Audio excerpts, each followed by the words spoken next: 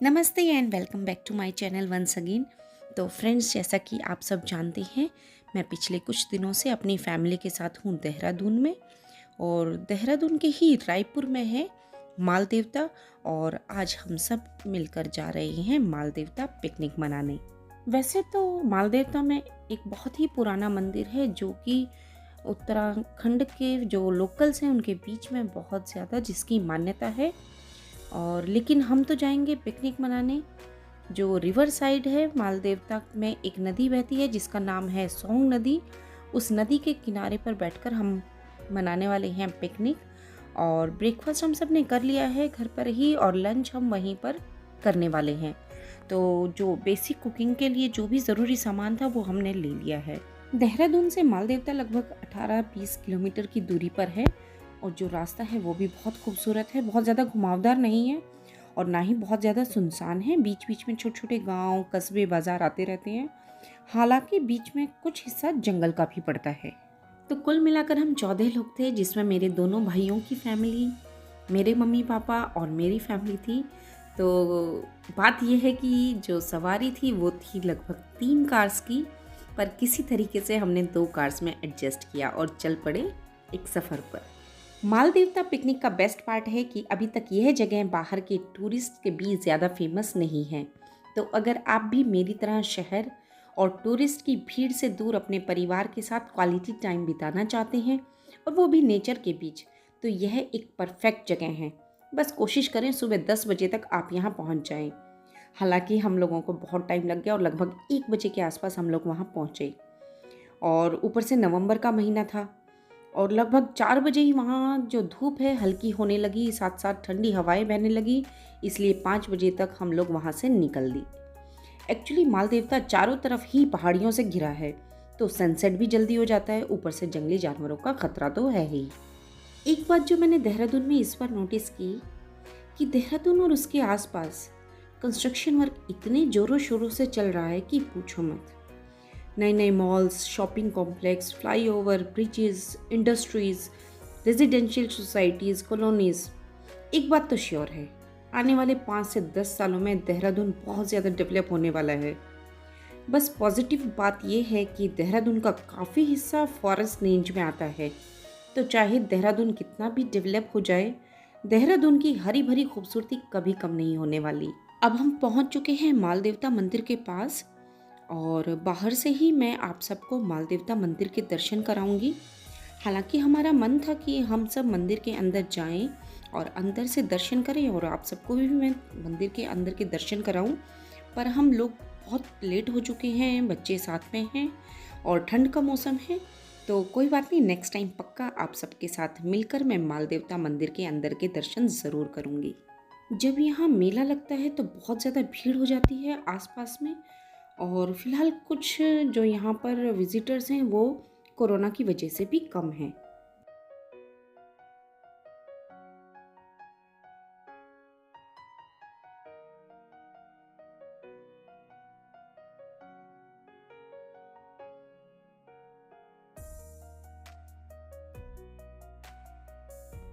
Nature walks के लिए भी यह जगह बहुत फेमस है। ऊपर से रास्ते में कई वाटरफॉल्स भी हैं।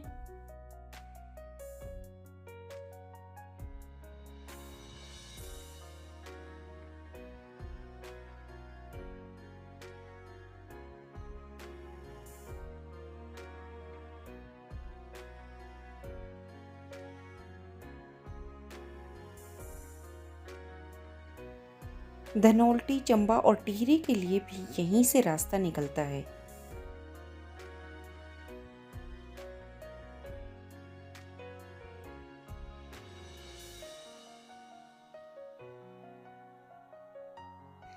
अपने डेस्टिनेशन के साथ साथ मैं अपनी जर्नी को भी बहुत ज़्यादा एंजॉय करती हूँ, इसलिए मेरी आदत है रास्ते में चाहे कुछ भी पड़े, शहर, गांव, कस्बे, बाज़ार, जंगल, झरने, नदियाँ, तो सभी और मेरा ध्यान रहता है। इसी बीच मेरी नज़र पड़ी इस एक छोटे से गांव पर जिसमें बने हुए थे सीढ़ीनुमा खेत, और उसने मेरे ध्यान को अपनी ओर अचानक खींच लिया। और मुझे सच में बहुत अच्छा लगा। ये छोटा सा गांव बहुत प्यारा लगा। मेरा बहुत मन था कि मैं नीचे इस गांव में जाऊं और इसे एक्सप्लोर करूं, पर समय की कमी के चलते ऐसा पॉसिबल नहीं था। वाकई में देवभूमि में रहने वाले लोग बहुत भाग्यशाली हैं।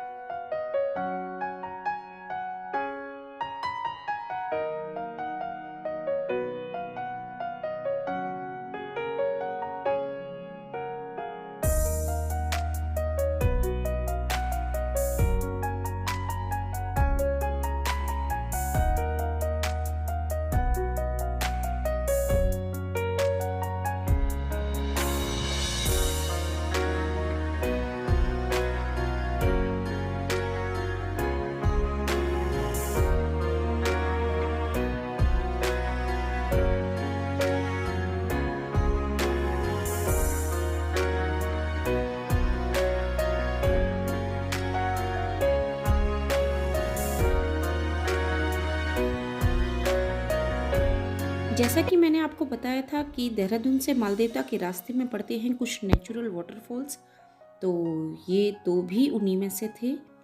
और कुछ वाटरफॉल्स में बिल्कुल साफ़ पानी आ रहा था और कुछ वाटरफॉल्स में था झाग वाला पानी। अब वो झाग वाला पानी क्यों था उसका रीज़न तो मुझे नहीं पता, बट इतना मुझे पता है कि हमारे जो एनवायरनमेंट के लिए है ये चीज़ बिल्कुल भी ठीक नहीं है, क्योंकि ये जो पानी है ये जाता है सीधा नदियों में, जिसे जानवर भी पीते हैं, साथ ही साथ इंसान भी अपने प्रयोग में लेकर के आता है। रास्ते में जगह जगह फ़ोटोज़ क्लिक करने और वीडियोस बनाने के चक्कर में जो देहरादून से मालदेवता का आधे पौने घंटे का रास्ता था उसमें हमें लग गया 1 घंटे से ऊपर।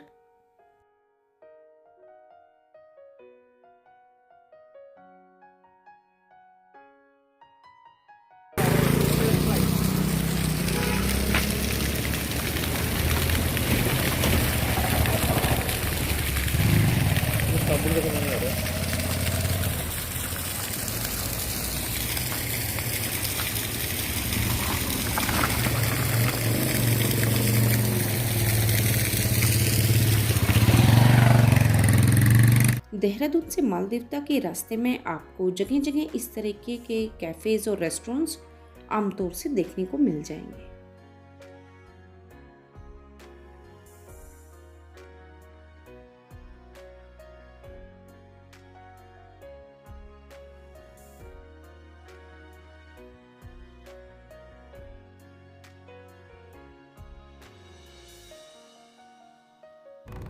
यहाँ से नीचे नदी दिख रही है और उसमें पानी तो बिल्कुल भी नहीं है और हवा इतनी तेज़ बह रही है, आपको बैकग्राउंड में उसकी आवाज़ ऑडिबल होगी बिल्कुल क्लियरली।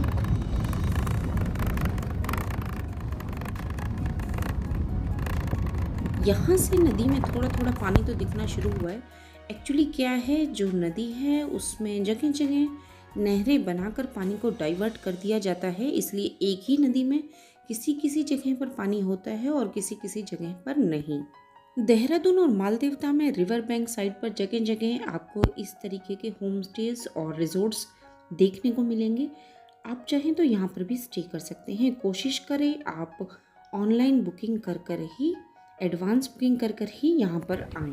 5 से 10 मिनट लगे हमें एक अच्छी जगह ढूंढने में और उसके बाद डिसाइड हुआ कि यहाँ पर हम रुकने वाले हैं और अगले कुछ घंटे हम यहीं पर बिताएंगे और कुकिंग भी यहीं पर करेंगे। पानी का बहाव भी यहाँ थोड़ा तेज़ था। बच्चे ऑलरेडी बहुत ज़्यादा एक्साइटेड हैं। उसके अलावा आप देख पा रहे होंगे लेबर्स यहाँ पर लगे हुए थे और गवर्नमेंट की ओर से बहुत अच्छा काम यहाँ किया जा रहा है और टूरिज़्म के लिए भी इस एरिया को डेवलप किया जा रहा है।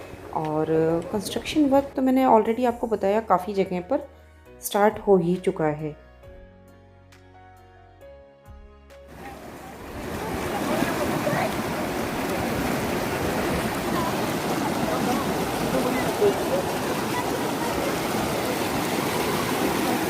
ये जगह इतनी खूबसूरत थी कि कुछ घंटे क्या, कुछ दिन, कुछ हफ्ते, कुछ महीने आप यहाँ बिता ले, यहाँ से जाने का आपका मन बिल्कुल नहीं करेगा।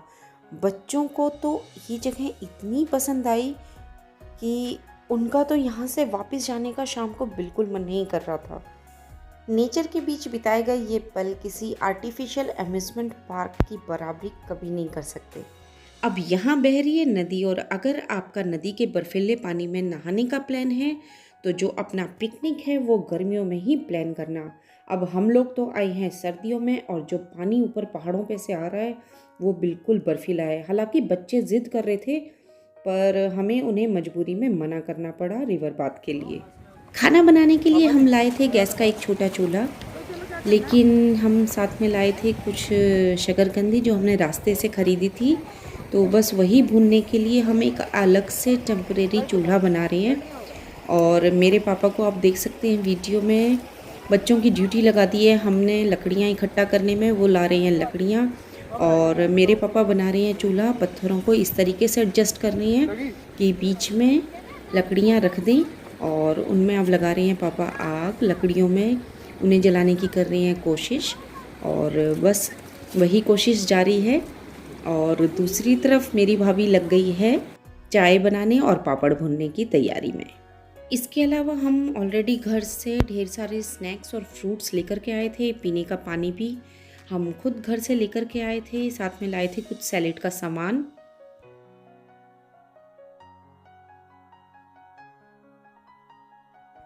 बच्चे तो इस पिकनिक को सालों साल याद रखने वाले हैं, क्योंकि एक ऐसा पिकनिक जिसमें हम लोग घर से निकलते हैं, या तो हम घर से रेडीमेड खाना बना करके ले जाते हैं या फिर किसी रेस्टोरेंट या कैफ़े में बैठकर हम स्नैक्स या खाना खा लेते हैं।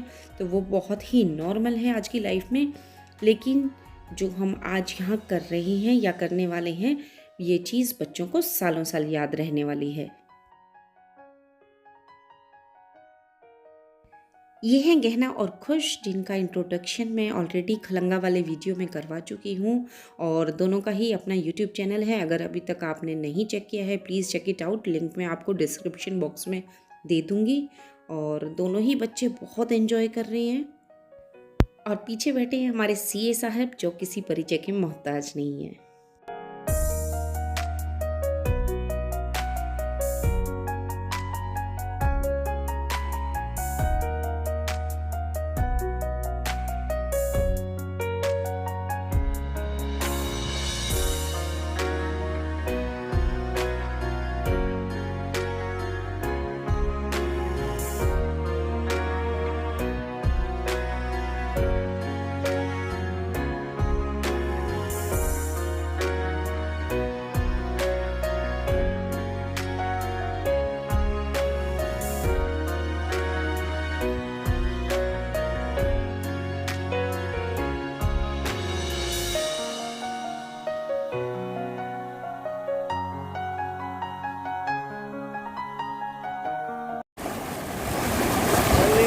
तो गाइस मैं पहुंच चुकी हूँ और यहाँ का एटमॉस्फेयर बहुत ही अच्छा है और बहुत ही साफ पानी है एंड यहाँ पे बहता पानी है, इसलिए बहुत फ्रेश पानी है। और यहाँ पर आप देख सकते हैं कितना ज़्यादा अच्छा है, कितना फ्रेश पानी है कि पत्थर दिख रहे हैं अंदर पानी के।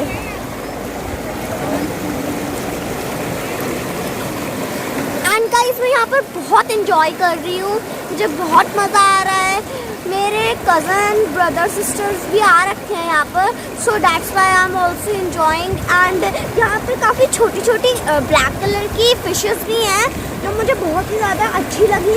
और यहाँ पर बहुत ही ठंडा पानी है, बहुत ही। तो गाइस अब देखिए मैं भी यहाँ पे एंजॉय कर रहा हूँ और आप भी यहाँ पे आइएगा, एंजॉय करिएगा। तो गाइस यहाँ पे आप देखो, आपको दिखेगा नहीं बट ये पानी बहुत ठंडा है।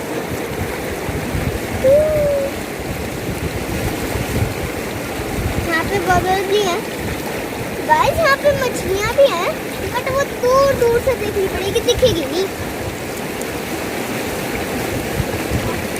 तो गाइस आगे चलते हैं। जिन लोगों को चूल्हे के बारे में पता है उन्होंने फूकने के बारे में भी ज़रूर सुना होगा या उन्हें पता होगा। और बस वही पापा ने जुगाड़ फूकनी तैयार की, एक बोतल को काटकर, और इस बीच तैयार हो गई हमारी चाय और पापड़। और बस वही सब गर्मा गर्म चाय एंजॉय कर रहे हैं ठंडे ठंडे पानी के बीच, ठंडी ठंडी हवाओं के बीच। और ये जगह सच में बहुत खूबसूरत है। आप लोग सोचेंगे मैं बार बार एक ही बात रिपीट कर रही हूँ, एक्चुअली अगर आप यहाँ होते तो ही इस चीज़ को एंजॉय कर पाते मैं चाहे कितनी भी कोशिश करूं, शब्दों में अपने एक्सपीरियंस को बयां कर ही नहीं सकती। और ये है मेरी मम्मी।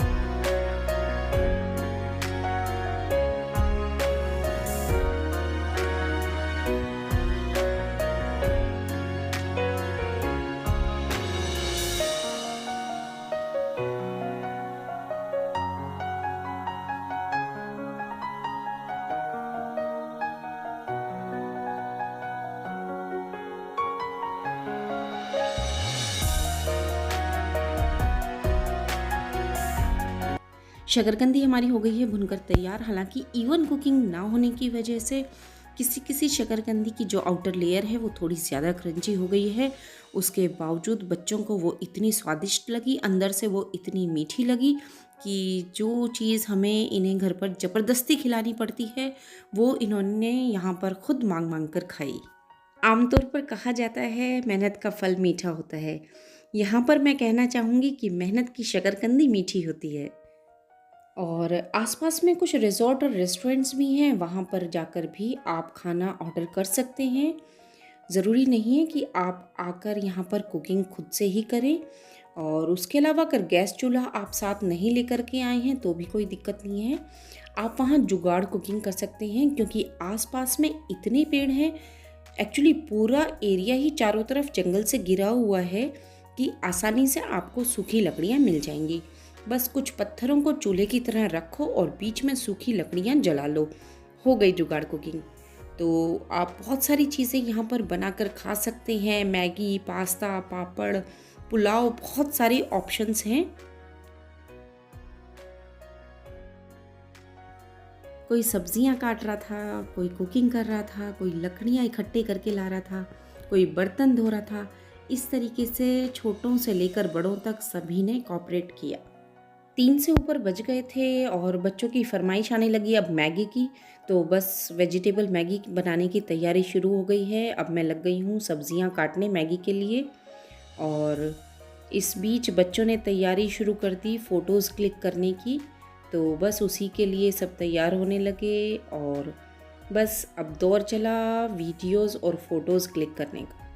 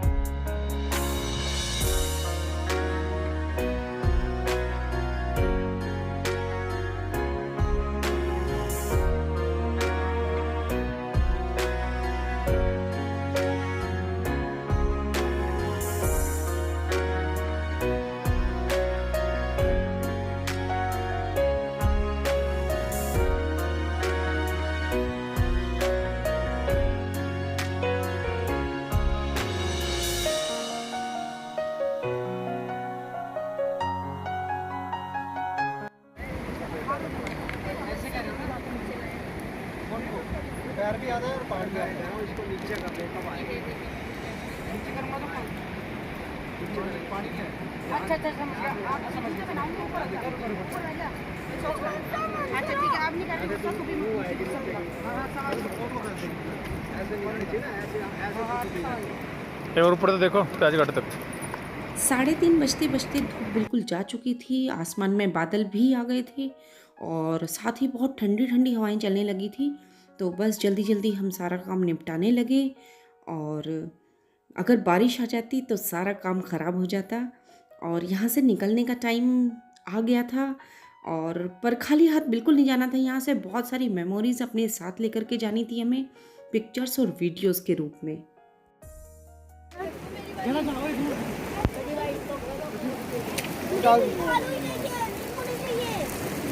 बस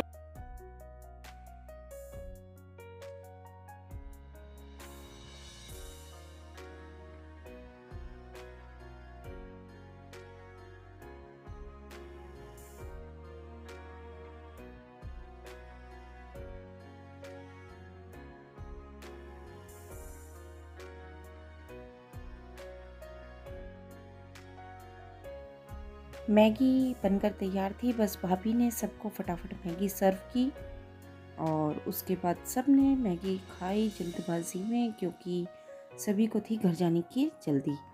और मन था एक बार चाय और बना लें, पर ऑलरेडी मैंने बताया बहुत लेट हो गए थे, तो बस अब ये आइडिया स्किप किया और यही प्लान किया कि अब चाय पियेंगे घर जाकर ही। अंधेरा होने से ज़्यादा डर हमें बारिश होने का था, क्योंकि कार्स हमारी थोड़ी डिस्टेंस पे खड़ी थी। अगर बारिश आ भी जाती है तो कार्स तक पहुंचते पहुंचते हम बिल्कुल भीग जाते, तो बस वही जल्दबाजी थी।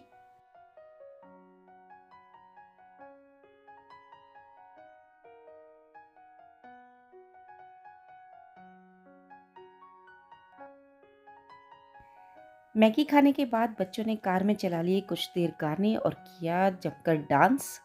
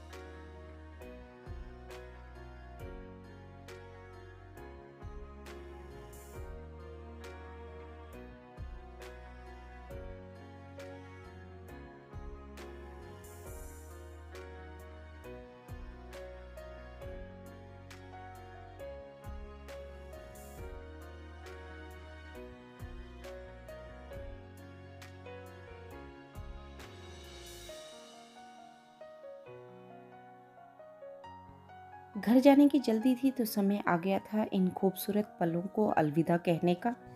हमारे साथ साथ कुछ और लोगों को भी घर पहुंचने की जल्दी थी।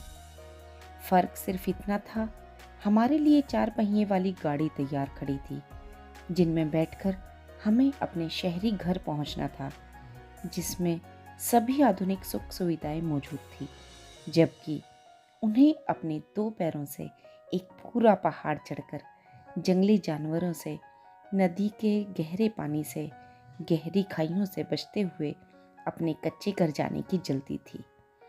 इस सब के बावजूद जो सब्र उनके चेहरे पर था, उसका 1% भी हमारे चेहरे पर मौजूद नहीं था।